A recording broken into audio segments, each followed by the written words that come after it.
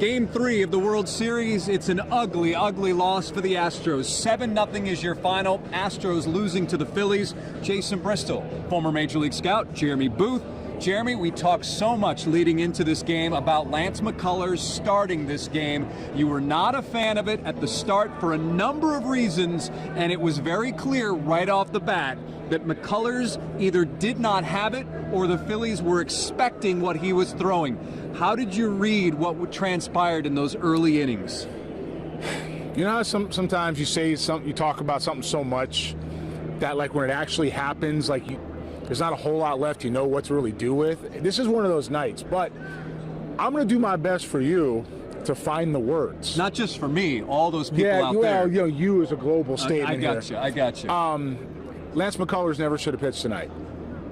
We talked about this on Saturday. It should have been Christian Javier. He's their third best. Why? Well, it's about 79 reasons, but we'll start with the top two, is that if this series extends, even as pivotal as Game 3 is, you have to have one of your best arms in Game 6 and 7. Now, you're going to get Valdez in Game 6. I take Fromber right now over anybody on the staff as far as like closing a game out or a series if I want to get a win. But Javier's not far behind, and to now have him throwing Game 4 and Verlander Game 5 means, yeah, Javier kind of come back in Game 7, but you really set him up by putting McCullers tonight. That's not a good scenario for the Astros should he get that far. Lance McCullers is probably their fifth starter at this point, and he's a bulk innings guy, which means he comes in behind, eats up one time through the lineup, maybe is a huge long man if you have to, but he doesn't have the 97, 98 in the tank anymore. He doesn't have the extra sharp breaking ball in the tank anymore. He's got to be command reliant, which means you have to be able to field the baseball, you have to be able to execute, you have to be able to get guys uncomfortable. And from the very start, the Philadelphia Phillies tonight did exactly what the New York Yankees did. And any other team he's faced in a damp environment, is that they saw it well, they waited, they were not bothered by the 92-93, which nobody since 1975 has been concerned about 92 miles an hour fastballs. And they were on the breaking ball. Now there's some stuff out there that I'm just going to get out of the way, and that's about. Right. Well, let me set it up. You want to set this up, because I want to get rid of this one now. There's a number of people out there on Twitter, social media, saying or claiming that Lance McCullers was tipping his pitches. We saw the video during the broadcast of Alex Bohm, Bryce Harper discussing something before Bohm comes to bat, and then Bohm goes deep. There is this idea that Lance McCullers was tipping his pitches, some sort of tell that the batter will know what's coming to him. Jeremy, why don't you describe what people were sharing and then what you actually believe could have happened? Well, I'll start this way. Every time something happens with a pitcher in this type of environment, World Series or whatever, we're looking for a reason besides the fact that he just didn't execute. We're always looking for some kind of, this tip, that tip. He was tipping. He wasn't the right guy to pitch tonight. He didn't have his stuff, which we talked about ad nauseum. Now, the tell that somebody put on Twitter was a legitimate movement, but it was in his knees and his hip. You don't have time to see that, look down at somebody's knees and hip as a hitter. It's imagine like I'm looking at you in the face, and then also I look down at your shoes. Like, I don't have that much time to find the ball again and release point. Now, what Lance did have was he had a tempo problem. He was very slow. He was very methodical because he didn't have his feel of the baseball. He didn't have his good stuff. So if you don't have your stuff, you don't feel the baseball, you're going to be slow and methodical because you're trying to get some kind of tempo to execute, and that's what he did. Now, in that type of tempo, then you have time to see maybe a knee or something turning because he's loading up for something else. It has nothing to do with the actual knee, though. You don't have time to figure that out.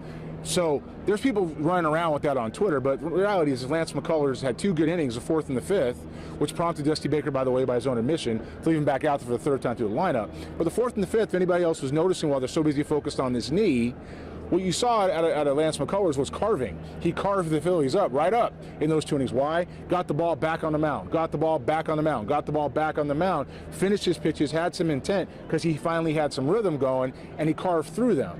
If he's that guy and gets these guys to swing outside the strike zone, that's fine, but that wasn't what he was. Now, I can promise you this as well. The Philadelphia Phillies targeted this game. Yep. I'm not telling you how I know that, Yep. and I'm not telling you when I found out. Yep. What I am telling you is that I knew before this series started well before this series started, that the Philadelphia Phillies were targeting Lance McCullers. If you get one on Verlander, you get it. If you get one on Valdez, fine, you get it. But you're not expecting that. You don't want to take out 1 and 2. You got to get one out of those 3 games. You need to go get 3, 4, and 5. So they were going to try to get Javier, bearing down on him. And they were definitely bearing down on Lance McCullers. This is one they thought they could get, and this is why. So Lance McCullers, again, the 3rd inning, 2 strikeouts and a ground out. He threw 11 pitches in that inning. The 4th inning, he threw 10 pitches, a ground out to start, a fly out, and then another ground out. And then the bottom fell out in the 5th. So it was 3 and 4 he did well. 3 and 4. Yeah, those first 2 innings they took forever. In all, Lance McCullers, 4 1/3, 6 hits, 7 runs, 7 earned runs, 5 strikeouts, 1 walk, 5 home runs. Those 5 home runs, as I tweeted and likely was mentioned on the broadcast, the most home runs ever allowed by one pitcher in a single World Series game. The previous record was 4, set by 3 other men, including 2 of those, which happened in the 1930s. The other was, I believe, a pitcher named Dick Hughes in 1967. So 4 was the previous record, and now you're sitting at 5. Oops. We see some things, and sometimes people get upset. Yeah. As some of the analysis is thrown out there. Let me say this. I'm here. We're breaking down what's going on. Yeah. We're not trying to pick a side here, so to speak, and say, hey, this decision happened, so it's the right one. We're trying to tell you what's happening with the game. Because there's many people that would say, oh, you're so negative about the Astros. You're so negative. You have to have hope, but that's not your job. Well, you come from the lens of the scouting world. But I actually also said it's the best team in baseball, and the trophy runs for Houston, and the window's back open. When you're going to be fair and you're going to be direct, you talk about how talented the team is, talk about the strengths. This very simply was a mistake by the Astros throwing Lance McCullers tonight. I said it on Saturday, I said it on Sunday, I said it on Monday, and I said it today. And while you get to this point, you have to be in a situation where now you've lined everybody up. You don't have a choice. You got to roll with it. But Christian Javier should have thrown tonight. Now, interestingly, they did throw somebody tonight, actually 2 guys. 2 guys. But one person tonight who I'm glad they remember was on the roster. And Ryan Stanek came in very unhappy and absolutely blew. And he did really well. He's got a big arm, around the strike zone. We don't know if he was unhappy. I saw a look on his face yesterday, and he's a professional, and he'll never complain, but he wants the baseball. No competitor doesn't want the baseball, and he wanted the baseball, and he got it tonight, and I'm glad to see that he was in a situation where he could throw some quality pitches, and hopefully they don't forget that the best ERA in Astros history in the bullpen is down there wanting the rock. Ryan Stanek came in the 5th, struck out Real Muto, Bryce Harper. 2 strikeouts right there. Those guys any good? Yeah, they're okay. So let me ask you this. I'm just going to put it right out there, Jeremy. Did the Astros lose this series the way they planned for Game 3? Have they lost this series? They haven't lost the series, but they certainly put themselves in a hole. Again, it's not just about Game 3. What it felt like they're doing is planning to get out to Game 7. Just take a snapshot of what you saw tonight. That's what you're doing in Game 7. Does anybody here feel comfortable about running that out there at the start of Game 7? I'm going to take you back to 2019 again, sticking with a plan that was a little myopic and Will Harris running out there every night. Every night. Cost him a World Series. Last year, it can be argued that Christian Javier, who obviously you assumed he could do as a starter, which the Astros knew was a starter, and last year was a long reliever, needed to start innings, came in Atlanta, turned the game around, and possibly cost the series. Right? We get into Game 6, Atlanta gets momentum, and here's what it is. Now, that's not happening here. You're going to have Javier tomorrow night. Javier's going to even this thing up. Okay, I believe in my heart Chris Javier's going to come out. He's going to pitch in this environment, no fear. The relievers that Dusty was using, the 1 or 2 guys who's using every night are backed up behind him. They're fresh. They can get out there. And you got Urquidy and Stanek in the ball game, which can come in Game 5 behind Verlander, because this time Verlander's going to have a shorter leash. I promise you that. If he gets through 4 innings and it's like it was the first time, he's not going to get the 5th. You're going to need Urquidy and Stanek along with the guys you're going to might have to throw tomorrow night besides Javier. Then you get into Valdez, and if you can get that far, if you get to Game 6 or get home with a 3-2 win, Valdez is going to get Game 6, and then you go into Game 7. And if you manage your pen right, you've got Urquidy and Stanek and Presley and Garcia and Montero all lined up behind McCullers, or even Javier if he has to, who's throwing Game 4, and all hands are on deck, and it doesn't matter. So no, the series isn't over yet. They just made it a lot tougher on themselves. Checking some of the comments here on Facebook. Rudy says, and Rudy, thanks for watching again, you were right. And what do you think if the Astros put in Hunter Brown for a start? I know what you're going to say.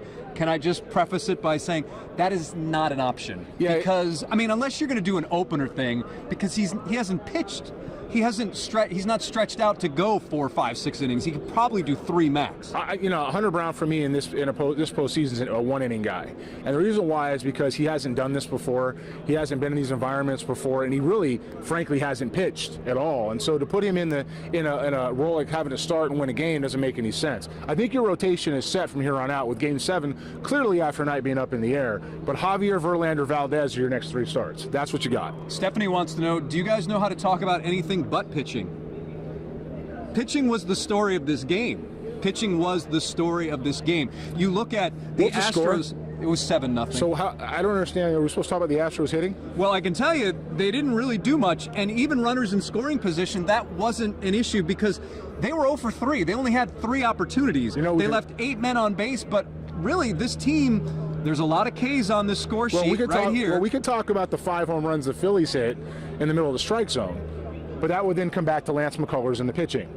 Right? And so we don't need, look, the Phillies absolutely beat their brains. It's what they did. And we talked about it. McCullers had to execute and get guys to chase. He had 2 stints of that where he was efficient, up-tempo, and quick. And the rest of it was just not pretty. On the other side, once again, good pitching with the Astros hitting. The Astros had a hard time handling Ranger Suarez. The first inning was not a very good at-bats. It was first pitch swing, and then Alvarez had a good AB. But you had to have better at-bats against him and keep him out of a rhythm. He was pitching with confidence. He was pitching in front of his crowd, and he was out there unafraid of anything that was going on. And the Astros were behind the 8 ball really fast based on what happened with McCullers. But you said those weren't good ABs. Yeah, they weren't. But here's the deal. Like, in Game 2, they were going right after, attacking Zach Wheeler, first pitch swinging.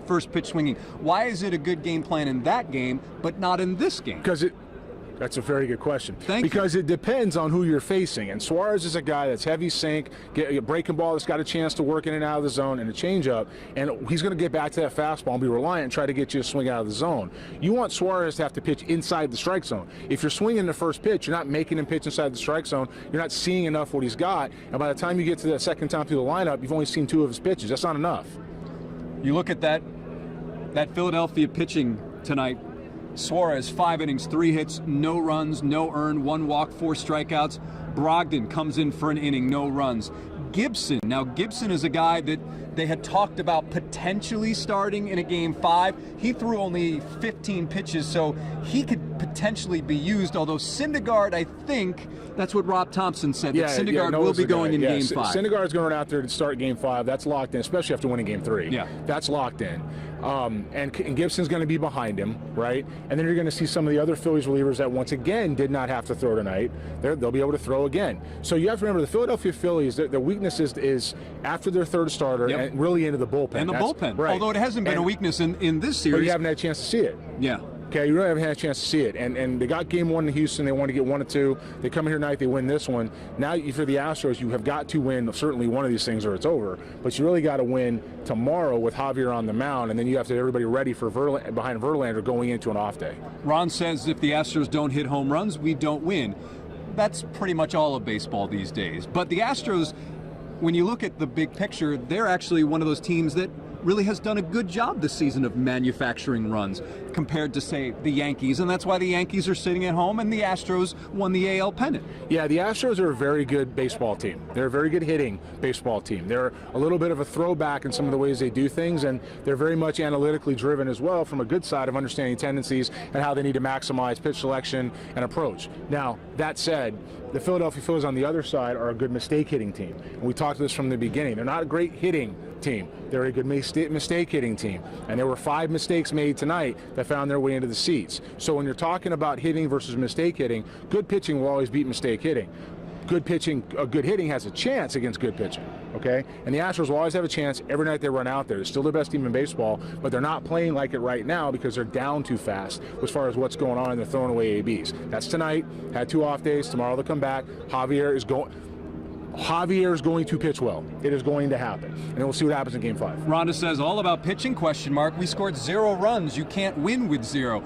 Yes, but the whole idea is to keep the other team at bay so that you can get into their bullpen, the Phillies bullpen, which is probably one of the weaker parts of that team, and then you can chip away and start scoring some runs. I don't know. I'm not quite sure what the average runs in Major League Baseball was this year. I want to say it's still always somewhere around 3, maybe 4. All right. So that means Philadelphia Phillies almost doubled you. That was a touchdown and an extra point. All right. So that means if you're going to come back on the Astros side, you score 6. You're doubling the Major League average. It's just a guesstimate, but you're doubling the Major League average, and you're still losing. You've got to keep these guys. And Dusty even said, "Oh, I'm going with Lance. Keep the ball in the ballpark." No. And so if that's happening, it doesn't matter what you do, especially when you're down that fast. You're playing defense as a hitter right from the beginning. When you look at this Astros lineup, David Hensley was inserted, his first start in a World Series game. 1 for 3. He did have that single in the second. And here's another thing. The Astros did have, I don't want to call them rallies, but maybe they did get some traffic on the bases, but the problem was each time they did, Jeremy, it was with 2 outs. You look at the second inning, 2 quick outs, and then Yuli singles, and then Hensley singles, and then in the 5th inning, you had 2 outs, Chaz walks, Maldonado singles, and then Jose pops out to first base. So it's hard to do much damage with 2 outs. Typically, it can be done. I'm not saying it can't be, but it's hard to do it when you have 2 outs. Compare that to the Phillies. What do they get? A leadoff walk from Schwarber to start the game, and then Bryce Harper goes boom. Second inning, you've got the leadoff home run, and right like that, you're down 3-0. Yeah, the thing about David Hensley, the thing about David Hensley is that Trey Mancini, as much as he is a platoon split guy right now. At this point in his career, I mean, great. Had a couple of really good good years with the Orioles. We'll just leave it there. Yeah.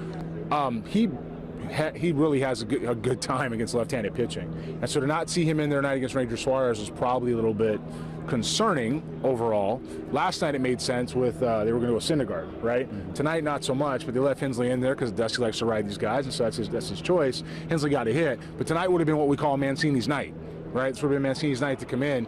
Even still, if the pitcher's around the zone and you're down in the count consistently, if you don't have good at-bats and you're getting yourself out, you can't put anything together to be able to score some runs. And when you're chasing 4 by the time you're at the top of the 3rd in a ballpark with a team that's feeling itself, with its crowd behind him, and a pitcher who isn't showing any real reason to be able to execute, it's going to be hard to do some damage.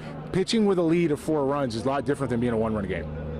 Shoot, Hensley got a hit, which is more than what the Astros have gotten out of that DH position most of this series. So to recap, Astros lose 7-0.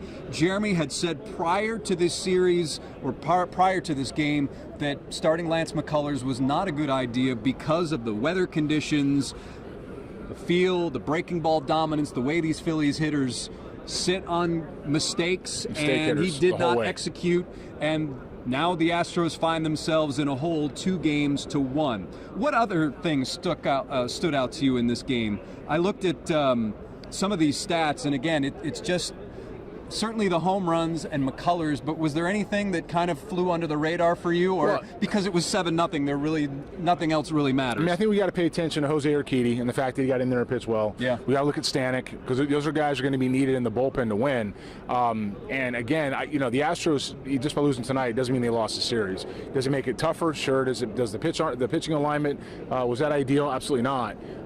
But tomorrow you're back with Javier, and then you have an off day after Verlander pitches in Game 5, no matter what. So you have guys like Stanek who can come back. You have guys like all the relievers didn't throw tonight. You have enough to hit them consistently, run on top of it, and keep these guys off balance and make them uncomfortable. With that said, and I like Valdez no matter when he picks the ball up. I'm just going to turn the other way, and I'm going to trust he's going to get it done. If you're in that type of situation, what needs to be happening is just a learning lesson. It's a lesson tonight in how to manage your bullpen, how to manage your staff, how to attack, use your personnel, because you still got 4 games left, and now you got to win 3 of them. Okay, and you can do that with Valdez, with Javier, and then any of the other ones behind that. Here's something that I meant to bring up sooner, but I will bring up now. The way Stanek pitched tonight, and to a lesser extent Urquidy, has this change? Will this change Dusty's mind on how to use them, or when to use them, or just use them plain and simple, just use them as we go along in this series. I'm baffled we had to get to this point to see Ryan Stanek pick the baseball up. I am blown away. And sure, he comes in, he's dirty. You know, and then you see Urquidy come in having not pitched at all. Yeah. And he's dirty. And, you know, the excuse is, oh, they were pitching, they're throwing every day.